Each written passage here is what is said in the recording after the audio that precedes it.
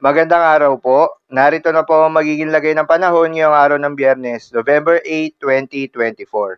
At latest update sa bagyong Marce.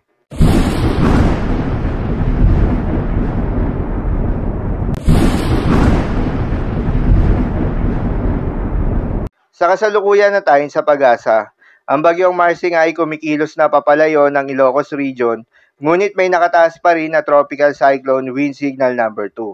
Ang bagyong Marce nga ay huling namataan sa layong 165 kilometers west ng Lawag City, Ilocos Norte.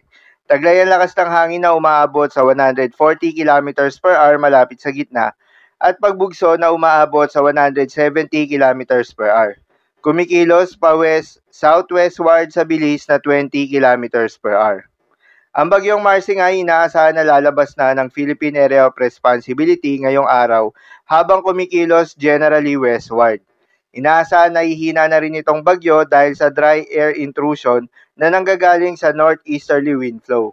Ngunit mananatiling typhoon category ito hanggang sa makalabas ng Philippine Area of Responsibility. Samantala, yung binabantayan na cloud cluster o kumpol ng kaulapan sa labas ng Philippine Area of Responsibility ay nagdevelop na bilang isang low pressure area. Sa ngayon ay mababa pa naman yung tsansa nito na maging isang bagyo within the next 24 hours. Ngunit dahil nasa karagatan nito, hindi inaalis ang posibilidad na maging bagyo ito sa mga susunod na araw. Inaasahan na rin na papasok ito ng Philippine Area of Responsibility mamayang gabi o bukas. At sa mga susunod na araw nga ay asahan na lalapit ito sa may eastern section ng Luzon at asahan na makakaapekto na ito. Base naman sa pinaka-latest tropical cyclone threat potential na inilabas ng Pag-asa, ay may mataas na nga na tsansa na may mabuo pang bagyo sa loob ng forecast period. Dahil dito, mananatiling nakataas ang tropical cyclone threat potential sa loob ng forecast period. Sa ngayon nga ay may nakataas pa rin tropical cyclone wind signal number 2 sa may northwestern portion ng mainland Cagayan, western portion ng Apayao, Abra, Ilocos Norte at northern portion of Ilocos Sur.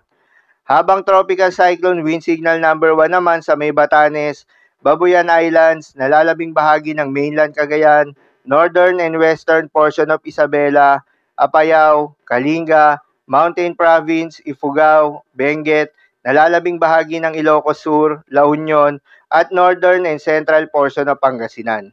Bukod nga sa mga lugar na nakasailalim pa rin sa tropical cyclone wind signal number 1 at 2, ay asahan rin ang pagbugso ng hangin na dala pa rin ni Bagyong Marce sa may Bataan, northern Cagayan kabilang ang Babuyan Islands at Ilocos Region.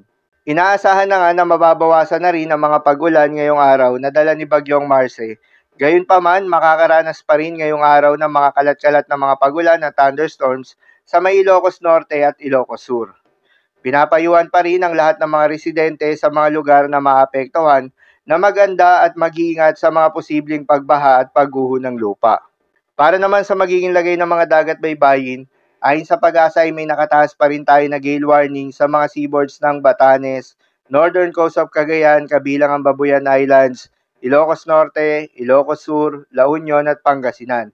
Habang meron pa rin tayong storm surge warning na aabot sa 2 hanggang 3 metro ng mga pag-alon. Kabilang dyan ang Ilocos Norte, Northern Ilocos Sur, Cagayan, kabilang ng Babuyan Islands, nalalabing bahagi ng Ilocos Sur at Northern La Union. Pahin ng Pag-asa ay huwag munang pumalaot yung mga kababayan nating mangingisda at yung may mga maliliit na sasakyang pandagat dahil inaasahan pa rin yung maalon hanggang sa napakaalon na karagatan. So yun lamang po para sa lagay ng panahon ngayong araw ng Biyernes. Keep safe everyone.